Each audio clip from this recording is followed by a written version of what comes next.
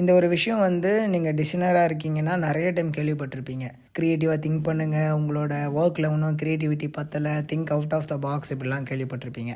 Early ஸ்டேஜஸில் வந்து எனக்குமே இந்த கொஸ்டின் இருந்துச்சு. ஹவு டு பி கிரியேட்டிவ், கிரியேட்டிவாக எப்படி திங்க் பண்ணுறதுன்றதெல்லாம். அதுக்கான சிம்பிள் ட்ரிக் என்னென்னா ஸ்டார்ட் கன்சியூமிங். எனக்கு ஒரு ஃபேவரட்டான சேயிங் ஒன்று இருக்குது. Nothing in this world new, everything remix of existing things அப்படின்னு சொல்லுவாங்க. ஒரு க்ரியேட்டிவான ஒர்க் நீங்கள் பார்க்குறீங்க அப்படின்னா அந்த ஐடியா டோட்டலாகவே அவங்களோட தான் இருக்காது. விச் மீன்ஸ் அந்த ஒர்க்கோட இனிஷியலான ஸ்பார்க் வந்து அவங்க எங்கேயோ ஒரு இடத்துல ஏதாவது ஒரு விஷயத்தை கன்சியூம் பண்ணியிருப்பாங்க.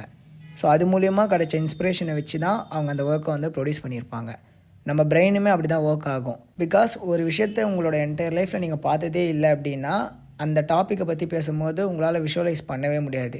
ஃபார் எக்ஸாம்பிள், நீங்கள் ஒரு புக்கை படிக்கிறீங்க அப்படின்னா அந்த புக்கில் வர கான்டென்ட் எல்லாமே சம்வேர் நீங்கள் பார்த்துருந்தா மட்டும்தான் அதில் வர ஸ்டோரியோட உங்களால் ஃபாலோ பண்ண முடியும்.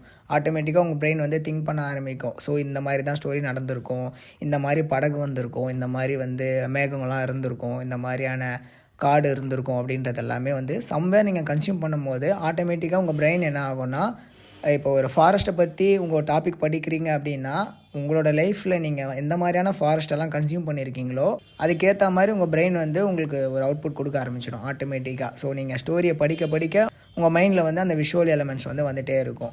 ஸோ அதே மாதிரி தான் க்ரியேட்டிவிட்டியுமே. ஸோ நீங்கள் எந்த அளவுக்கு ஒரு விஷயத்தை கன்சியூம் பண்ணுறீங்களோ அந்த அளவுக்கு உங்களால் ப்ரொடியூஸ் பண்ண முடியும் அவுட்புட்.